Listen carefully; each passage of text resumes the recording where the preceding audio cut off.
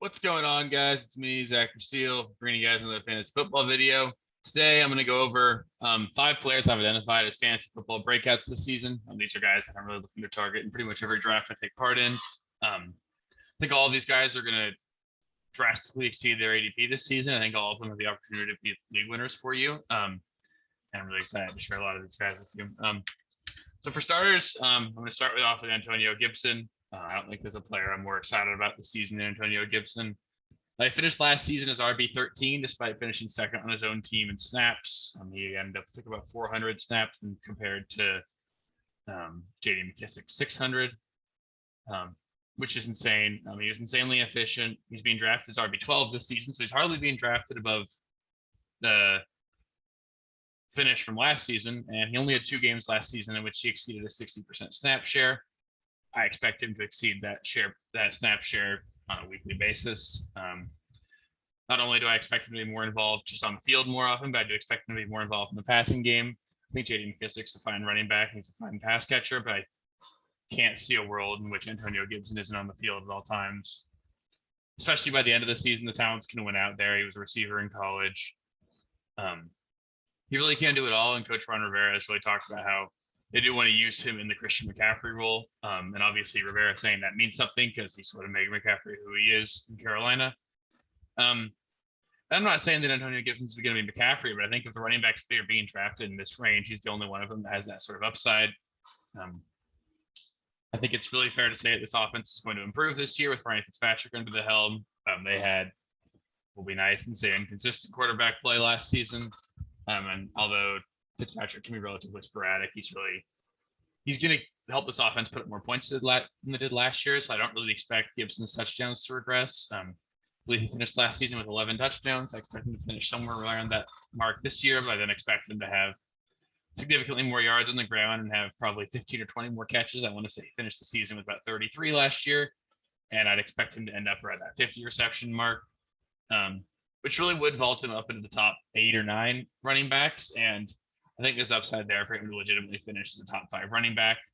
In my personal running back rankings, I actually have him at 5, ahead of guys like Zeke and Barkley, just because of the question marks around them. But I'm extremely bullish on Antonio Gibson this season. I think he's a guy that, especially with the fact that you can get him in the second round or with a relatively cheap auction tag, I think he's someone that I'd be really comfortable with as my RB1 in fantasy this season, and I think he'll deliver for you guys.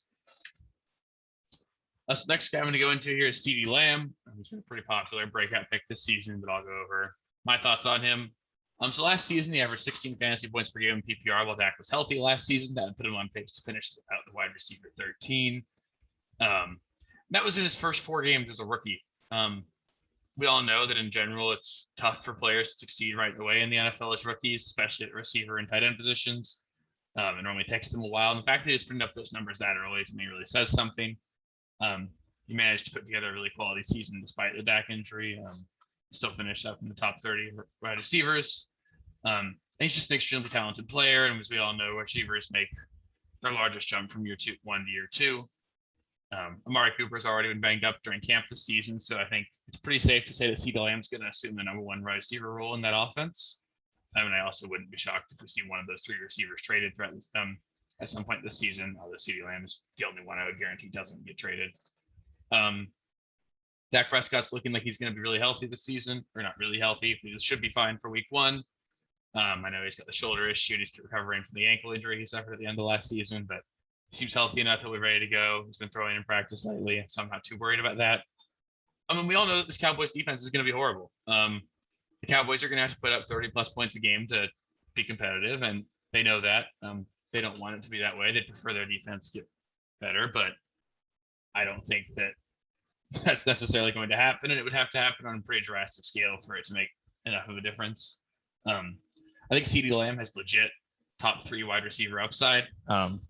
He's one of the few wide receivers being drafted in this range to me that actually has the upside to be the number 1 receiver in fantasy. He's being drafted around guys like Allen Robinson and Terry McLaurin and Keenan Allen.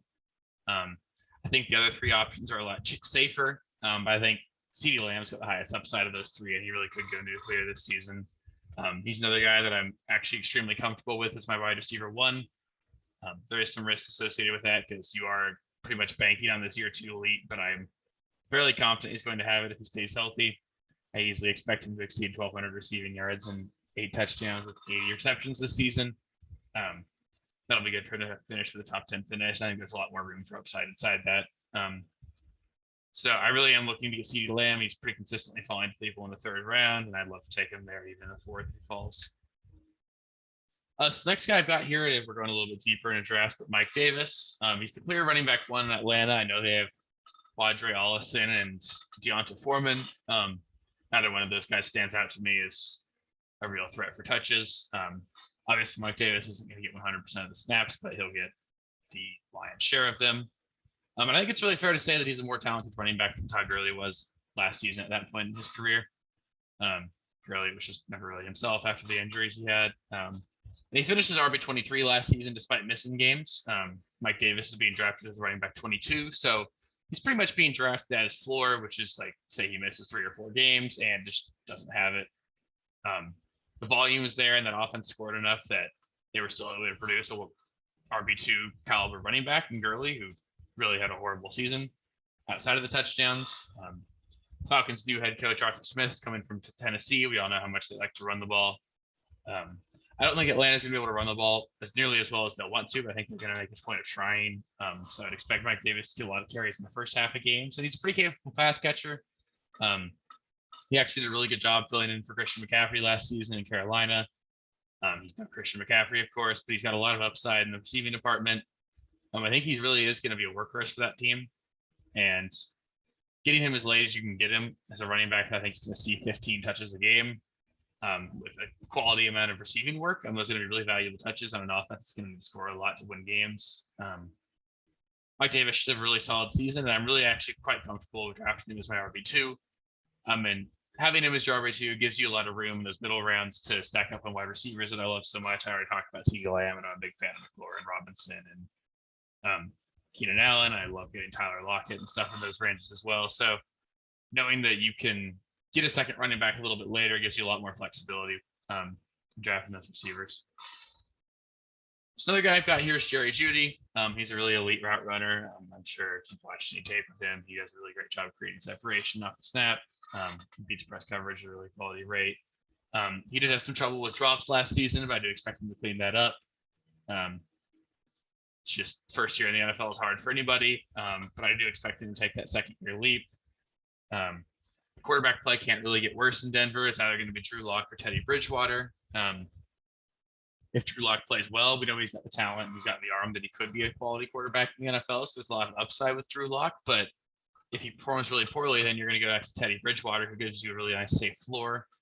Bridgewater was able to sustain 3 fantasy relevant wide receivers last season in Curtis Samuel, DJ Moore, and Robbie Anderson. So I think there's going to be plenty of work to go around in that offense. I think Jeudy's the pretty clear number 1 or 2 in that offense. It's going to be him or Sutton leading the way in targets. I do like Sutton as well, but Jerry Jeudy comes in at a pretty significantly cheaper price tag than Sutton, and I think he's got just as much, if not more, upside. He's really talented. He's quick enough that he can take any slant to the house. He can beat you deep. He's got a really diverse route tree, and I think he's going to have a lot of opportunities to display that this year. The Bronco defense is okay, but they're not a defense I think is going to really keep games super low scoring. So I think this offense is going to have to score a decent amount to win games. They're not going to be a particularly great team, so I expect them to be losing relatively often, which puts you in more negative game scripts. It'll yield more passing attempts. And Jerry Jeudy is the guy that I'd be really comfortable with. It's my wide receiver 3 or 4. He's got the upside there to really jump into that top 20 at the wide receiver position. I'm not necessarily counting on that, but I think he's got the upside there, and he's certainly somebody that I'd be happy to have on my bench or flex slot to start the season. And then the last guy I've got here, I went really deep for this one, but Trey Sermon, rookie running back drafted by the 49ers this season. He's currently in line to be the number 2 running back there behind Raheem Mostert, but as we all know, Raheem Mostert pretty consistently gets banged up. He's come out and said that he's healthy this offseason. For his sake, I hope he is, but we can't ignore the fact that he is pretty consistently banged up. And even when he's healthy, the 49ers in general opt for a different running back inside the 20. Mostert's generally the between the 20s guy, and then once they get near the goal line, they put someone else in. You can look at Jeff Wilson last year and how many touchdowns he vultured from this offense. So I think at worst, that's pretty much the role you're looking at for Trey Sermon. He's going to have a really solid role with or without a most injury. We know this team loves to run the ball. We're one of the most run-heavy teams in the NFL. I especially expect them to continue that when they transition to their rookie quarterback, Trey Lance, which seems pretty much inevitable at this point. So I think they're going to really lean on the run to kind of ease him into the league. And Trey Sermon is going to be a main beneficiary of that. He also comes in a lot cheaper than Raheem Mostert. And Trey Sermon's poised for a really strong second half of the season. He's got games against Jacksonville, Atlanta, the Seahawks, who don't have much of a run defense. And your fantasy playoffs are going to consist of a game against Atlanta and a game against Houston, with that championship week being against Houston. So I think Trey Sermon's a guy I'm really looking forward to stashing on my bench and sort of just holding there. I think he might have a role earlier on, but I think in the second half of the season, he's someone that can really explode. I think you might see something similar with him to what happened with J.K. Dobbins last season. I don't necessarily think he's as talented as J.K. Dobbins, but I think he's going to get a really similar workload throughout the season. Took J.K. Dobbins a while to start getting enough carries to be fantasy relevant, but once he did, he was really a quality running back in fantasy. I mean, I think Trey Sermon's got the potential to be a quality RB2 for you during the second half of the season. You can get him pretty much for free. And the upside's there. This is an offense that has supported multiple running backs before. They do tend to go with a hot hand approach, and I do think Trey Sermon's going to have that hot hand.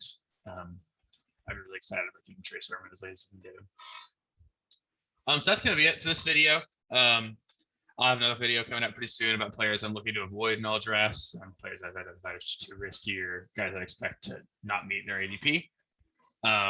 If you want to see that video, or if you want to look at any of my other videos, please feel free to like and subscribe. Click the bell to get notification whenever I post more videos. You can follow me on Twitter at RealSteelFFB. My DMs are open if you have questions there. You're also welcome to ask me questions here in the comments. I love answering questions for you guys and helping out any way I can. I love this stuff. So thank you guys for taking the time out of your day to watch this video. I hope you have a good rest of your day. Thank you.